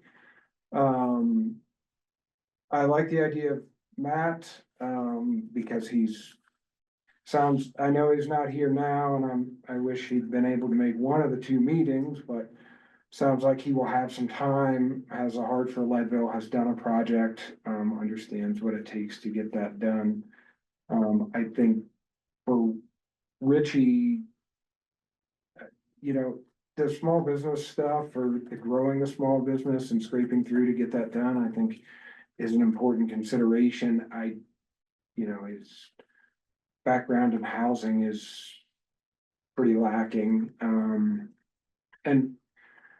I don't know that the rebates are important. I don't know how long those are gonna last at the federal level, and the state currently needs to find $900 million or something. So we're not gonna be the ones that drive the development and select the equipment that goes on the house or the other things. So I think like I said, wish Matt had been able to be here, but it sounds like he's going to be more available, so I feel pretty good about Matt. There's another meeting I was in with him, and he was, articulate, well-spoken. Was, has a vested interest in the community. Yeah, I agree. I think Nick is highly qualified. And I do like his drive, but I don't know that he would last very long in the board environment. I would fully want him on the development subcommittee. I think he'd be a valuable asset for that. In terms of Mel and Richie, I agree a lot with what Christian said about those two applicants. But also, I just don't think they have the experience in housing specifically. Whereas Matt, you know, he wasn't able to be here, he does have that experience. He's got the experience in getting 8 housing rental units done. He's working on another project that I think is 7 or 8 apartments. Very experienced at getting punched in the face. Yeah, for sure, and he's got the experience in being involved in a local business as well as having a legal background. So all that being said, I think Matt has the experience, and I say all that in hoping that he will be more available in the future, so. And I didn't give, I guess, to be I fair, just think experience wise, my vote would be with Matt. to be fair, I mean, tangent, I guess I shouldn't be sending emails at 10:30 at night, because I also got Alicia's email wrong. But I didn't give, I emailed Matt on Thursday night for a Monday or Tuesday meeting, probably. So we could maybe adjust things, maybe with a little more notice. More available. Sure. And I will come back to the question well, a couple questions. Does this need to happen today? Is the first question. Is there time till the next meeting to kind of vet through, some other folks? And maybe put together a matrix of all the skill sets that are sitting at this table and what this board is looking for. If it's not urgent to have this other board member. Yeah, that's a really good point. My only question would be, legally, do we have a because normally there is a legal requirement for boards to be filled in the governmental space by X point. I don't know that our IGA has that. I didn't. I believe it alludes to 14 days. So we're well over that, so we don't have. So I think it's valid. We've just never had this many applicants before, so it's not mattered. I feel like if we could coalesce around a candidate, I think Tim and I are at a little bit where Christian's at. Maybe we say there's some urgency to get this done. We'd like to vote on officers, but it occurs to me that it'd be nice to have a full board to do that. So Yeah. if we wait another meeting, then we gotta wait potentially another meeting to do that. So I would like to see it press forward. I just think it's like, as I'm building a board with my organization, I want the right people at the table. Yes. Not necessarily warm bodies. Yes. And I don't know the other guys, so I can't really, and so I don't have any insight at Sure. all, other than what's on paper, so I can't speak. Tim, I will say I've seen a lot of the Behavior. Online criticism. I knew the name instantly from that, and so if that's a concern, but so. No. Yeah, but that's just my 2 cents, and of course, this is my first board meeting. So I'm playing catch up on all this. Matt Bullock. Second, I guess. That's my second. But that's just my feedback, and I get the officer's piece, because Jackie and I were actually talking about that first thing we got left off. So I was like, You Yeah, no. love coming to these meetings, Jackie. You What's don't your get me. role? right. With his So, job. Yeah, yeah. Like, you're right. So Sorry, okay, so I screwed up Alicia's. I guess I thought everybody ends in Gmail. I feel like we could probably eliminate her because she's talking about stable employment, and this is the opposite of that. gotcha, okay. Do you have a preference on, do you have any thoughts on remaining candidates? With Richie, I liked the energy component. It may come up. It doesn't seem like it's a priority right now. He's got experience, and it's been here for a number of years. Yes, he's lacking the housing experience. How that ties in.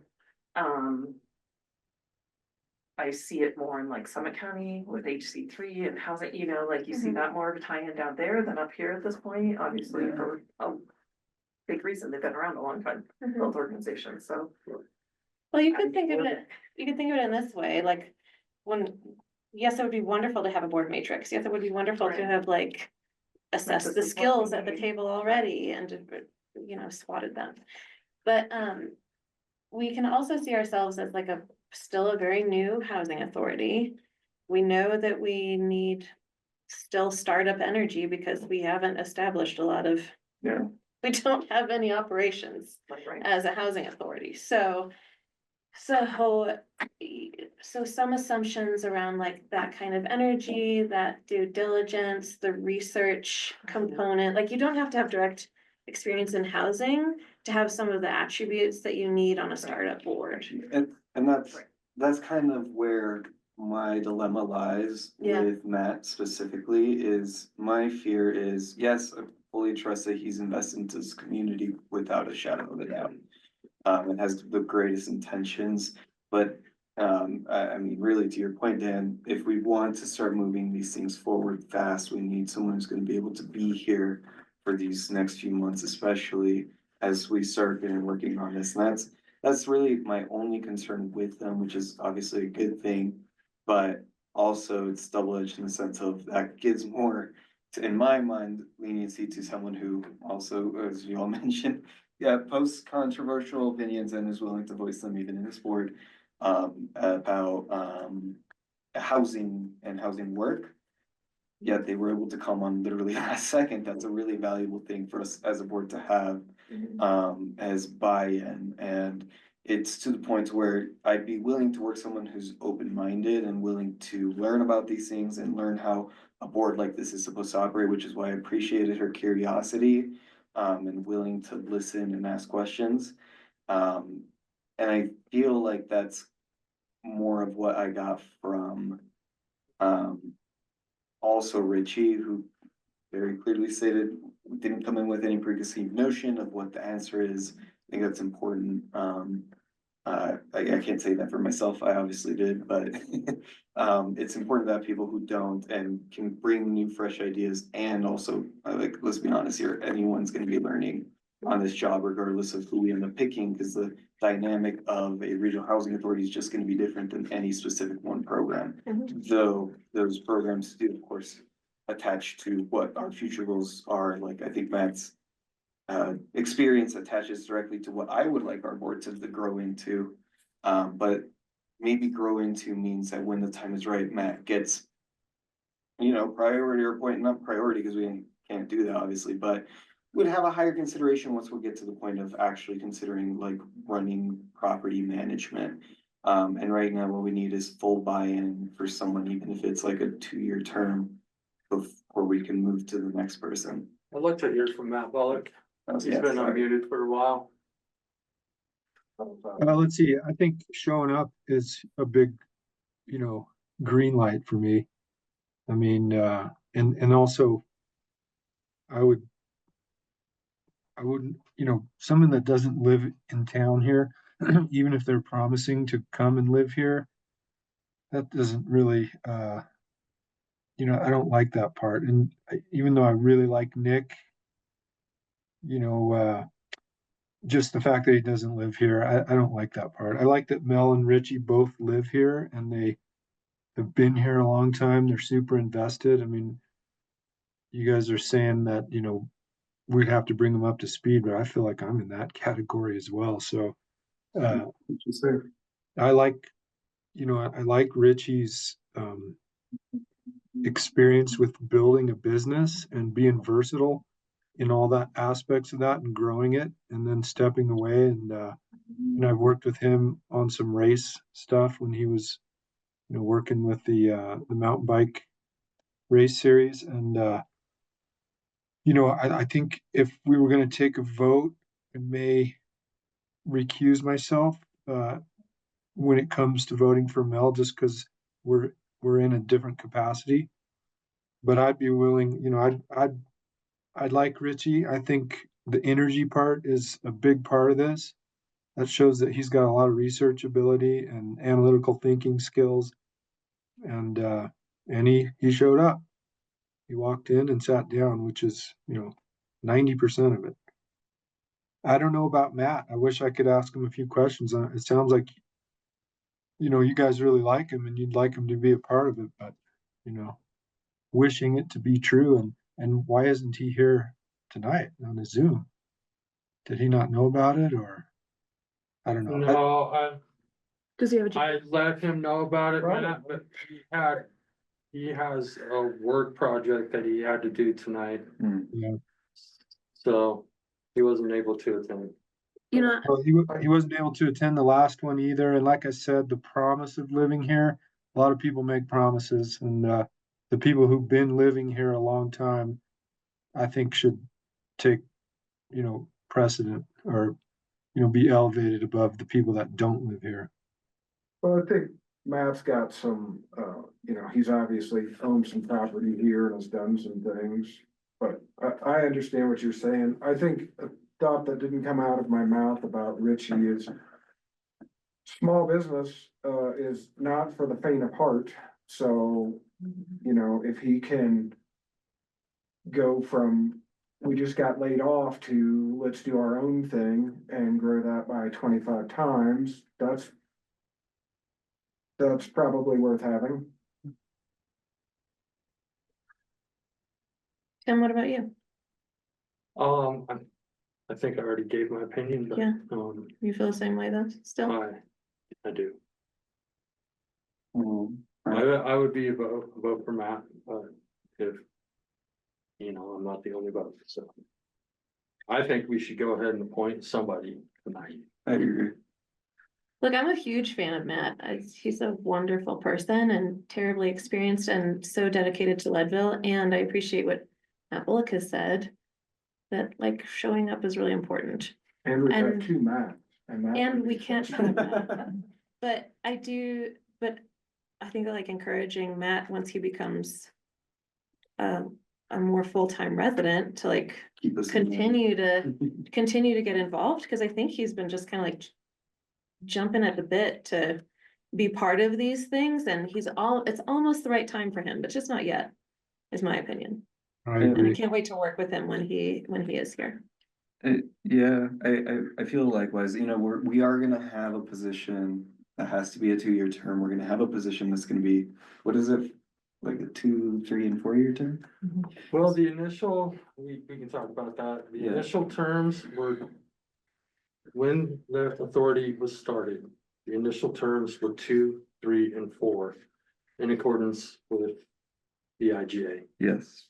After those terms were completed, they went to 2-year terms for everybody, but they were staggered. I see, so the 2, 3, 4 was just to stagger them, and now it's a The 2. initial seating was just to stagger for in the future. So we would still have to stagger one position, since we'll have 2 Yeah, so we relatively need to new. decide how we want to do that as well. So, okay, we It's a math can, problem. yeah, we can solve that pretty easily, I feel, but. So that really doesn't have too much influence on who we choose then, I feel. But knowing that now, the one question I have about that, since we're on topic, is Dan, do you know what your term length was? His term is up in 2026. Okay, great. So you would be 26, someone would be 27, and someone else would be 28. And then it's 2-year terms from there. can you renew your term? Yeah. I think that's If you- why we're all still here. There was no- Yes. Yeah, Can yes. I you just can. say, Please, can I just say So one I thing? guess that, yeah. please, man. It occurred to me that both Nick and Matt are doing projects that are going to require these deed restrictions. So, they're going to be making rules for their own projects. And I just throwing that out there. They could potentially have conflict of interest. It's a good they point. could, they Do we could try and wanna, guide the board to benefit themselves. So, Yeah, that's a good point. Do we wanna, I think we're down to Matt and Richie. Richie, right? Those are sort of the 2 finalists. I feel that's appropriate. Cool. Okay. I- Question? I'm gonna start, I think after hearing everything, it makes sense for me that Richie seems like the proper guy for the time. I really want Matt to consider us for the future, because I think he's invaluable in his experience of property management. So that's something that we want to get into, or sorry, not property management, but establishing projects that require some type of property management. I think that type of experience is just essential, but we're not there yet. So I feel comfortable with Richie kind of taking the helm.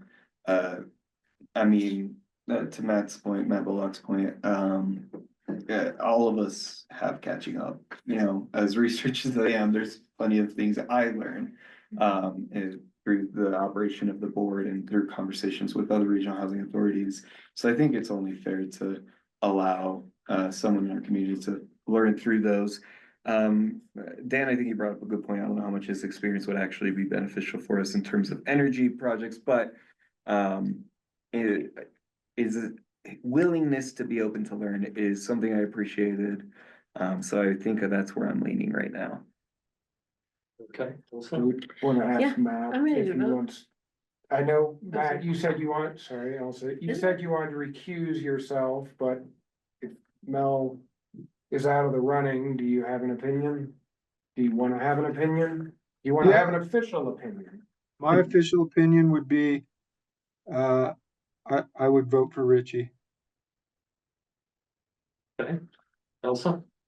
Are we actually voting? I'm sorry. Yes. Yeah, this is an actual vote. It is? Yeah, It's a we're gonna pre-vote. appoint someone tonight. Yeah, so Yeah. we're discussing who we're leaning right now, and then we'll move into an actual motion. Yeah, Richie. Richie, Tracy. Agree. Yeah, I'm really torn, cause I like Matt's experience. so we've got. I don't think four- my vote's gonna matter. It's not gonna matter. I'll I'll vote for entertain a motion. I move to vote for the final member at large for the Regional Housing Authority. You To would like be- to vote for? Oh, I thought we were So we have moving to, to open the vote and then we were actually voting. so Or do we have to do it one at a I time? would vote. I would nominate Make someone. the Oh, nomination for someone in the motion and then we Got can it. vote. I Yeah. move to nominate Richie Mutu to serve as a member at large for the Regional Housing Authority. Do I have a second? No, and then seconds. Before we start, Mhm. just to state the obvious, I do work with Richie, not directly, he's a coworker. I don't think there's any conflict, I'm not getting paid. Anybody have a problem with Christian Yeah. voting on this? But if y'all have a problem, I'm happy to step away. No, I don't have a problem. Nor do I. Do you have a problem with Christian voting on this motion? Me, no. Tracy, Dan? No. No. Great. Okay, well, that being said.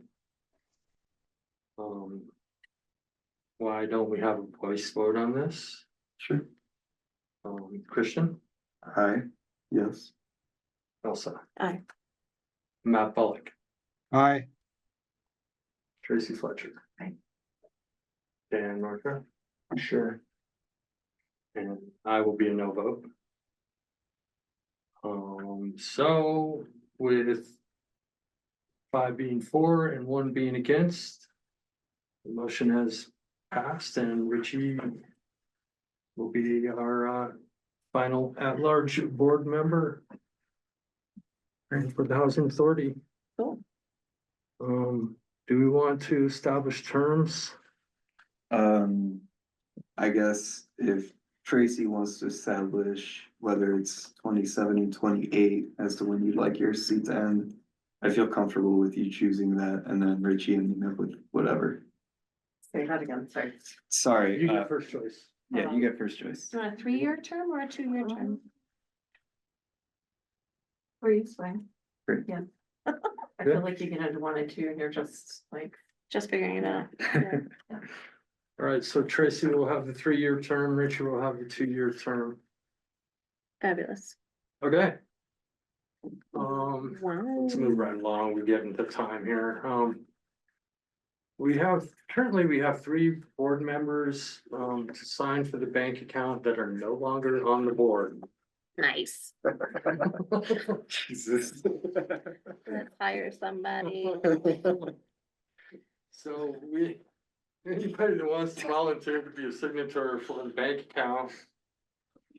I guess One of those persons will be the treasurer, which will be elected in the next meeting.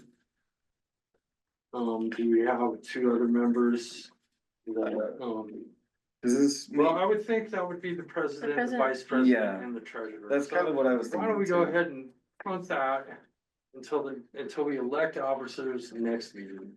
Love it. Okay. Jackie, thank you so much for waiting until the partner updates. Oh my gosh, Jackie. So I'm very committed to keeping you informed about the progress of the Housing at 10200 project. So on March 25th, next week, Oakwood is going to be presenting their proposal to the Board of County Commissioners. Following that, on April 1st, the UCC will discuss and consider entering into a pre-development agreement that will enable Oakwood to continue with the design and engineering processes to finalize the pricing for the homes. They've been working for free for 3 months. They have been fantastic. And when I say meeting for 3 months, we're meeting several times a week for 3 months. They're very committed to trying to find a solution forward and have been very creative in approaching our project. So I'm excited about that. After the lottery was conducted, we realized that the prospective buyers, while they might qualify for a mortgage, they may not be able to afford the mortgage. So the previous BOCC had directed staff to look into Prop 123 funding. Our DOLA specialist thought at the time when we were having that conversation in December that our project was that the pricing was going to be too low and there would not be significant gap funding that they would be needing to fill. We see now that that is not correct. With the lottery that took place, a lot of our buyers, so the mean of the lottery applicants, they were at 93% of area median income, so under 100%. And of the 17 qualified applicants, 11 were under 100. And so I talked to our DOLA rep about the disconnect with the funding and the fact that affordable housing is considered to be 30% of an individual's monthly income. And if I can add, that is a legal requirement that it has to be 30% that they pay. That's not something that we're choosing to say you can't afford this. Yeah. Legally, we cannot have someone who's paying more than 30% of their income into their mortgage. Or you all can't. Well, and the other issue is, we opted into Prop 123 as a pledge to create 24 affordable housing units. This would check the box for the city and the county for 3 years. And because a lot of these applicants, this would be closer to 45–48% of their income. That's a problem. And so we wouldn't be, despite the subsidy that's gone into this project, we would not be able to count our 24 units as units for that pledge, which is frustrating. So I did speak with our DOLA rep and encourage us to submit a letter of intent. So we talked to them last week. The letter of intent was due on Monday. So the letter of intent is just giving them information about the project and a request for them to review it, and then they will invite us, if they deem it appropriate, within 45 days to apply. So we're not applying, we're just essentially creating a space holder so that we can apply if the commissioners choose to do so. So I don't know how important it is that I understand this, but I think what you're saying is the city and the county said yes to Prop 123 money as like, we want to do this. they want to open it up for all developers to come in and to be able to apply for Prop 123 funding, we had to opt in. Okay, and so we're opted in, and now we actually have to go apply for the money from the program that we said we wanted to be a part of. And so it's not just city and county, like I said, it's all developers. So the developers bringing affordable housing and they Okay. want to apply for this funding. We had to opt in order to open that door for them. See, So the intent, what we're thinking about is, if we were to apply, would be asking for $700,000 for 12 units. So we have 11 buyers who are currently under the 100% threshold.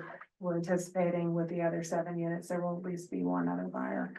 They only have $4 million to give out, so, but they want us to succeed because they have invested heavily in the project. So I think that our chances of being invited back are good, but just wanted to let you know. And that money would potentially get them down to 30%. Yeah, we'll have to look at it and see, but it's a significant help and, we need the help. Yeah, especially with how the market rate's going at this point. Do you have a final pricing? I know that they've mentioned that. So they really want to wait till they're, till they have a professional services agreement to put forward. Okay. Cause they still have some things that they're finalizing, foundation prices. They've been working with Bonnevilla. It's a different project for them because when they build their homes, it's panelized homes. And so this is a much different project and they want to just make sure that they are doing their due diligence to investigate, make sure that they can bring the numbers that they need. And on that same note, is the expectation still the Regional Housing Authority takes on the liability, or has that been? We are gonna pursue other avenues that we think Great. that, by involving the housing authority, it's not gonna meet the timeline for building this year. And so we wanna try and be swift, so. Appreciate that. So, Yeah. County- It'd be county swift on routine. the ball before service for the housing authority. Okay, great, thank you. Jackie, I got a quick question. Who sets that 80% threshold? And can that go up? Can we raise that? 80%? The AMI? The AMI for the county project is not 80%. Oh. It's 120. Oh, it's 120 and they still can't qualify. So. Well, no. Yeah, please. No, and no. No. So we have to average across the project 140% or less. Oh, sorry. And so there's one buyer in there that's at 160%. There's multiple buyers that are below 100%. Okay. So that's with the DOLA funding. And then the AMI is the area median income comes out, through, I think Chaffa does that. Jaffa does that, yeah. And they do it every spring, like April or May is when we typically get it. Yeah. So. That's what, and AMI is challenging, and, I think as we're all learning, building affordable housing is very complex and challenging. And probably one of the more important things to remember is kind of where the housing needs assessment has pointed us to in terms of what AMI we should be targeting. So that has to be in consideration when we do consider what AMI percentage we're looking at for any individual project. So that's always going to have to be something you reflect on. Any federal or local, not local, state funds that you get tend to have some strings attached as to what AMI you should target. So that's also something, it's pretty common in this world that those types of projects come with strings attached. But it's for a reason. They're trying to fulfill their own quotas. Is the same that we want to fulfill ours, which is should be beholden to the housing needs assessment, which I don't know if that's quite fully public yet. It is. Okay. Okay, any other? Thank you so much, Jackie. Didn't mean to make you wait the whole meeting for that. You need to call my husband. But I'm so glad you were here. Feel free to remind us that you're. Confirm one thing before you conclude. Yeah, so any Chapin would like to give an update? Just want to confirm one thing just regarding the previous agenda items. I'm about to hit send on the email to Ms. Carberry. With all board members copied in addition to Jackie and then the 3 members of the applicant team and also the city attorney. Does that all sound good to everyone? Sounds great. Yeah. You wanna thank be you. on there? I will take, No. I'll take Jackie off. And I'll hit send. And just a reminder, don't reply all. Yeah, please. don't reply all. Yeah. Big no. And I did say if she deems appropriate, feel free to just reply directly to board members. Yeah. Okay. Thank you. Thanks for that. Any other updates? I think you also have the city's update. We're 5 minutes late. Just would like to point out to you. 6 minutes late right now.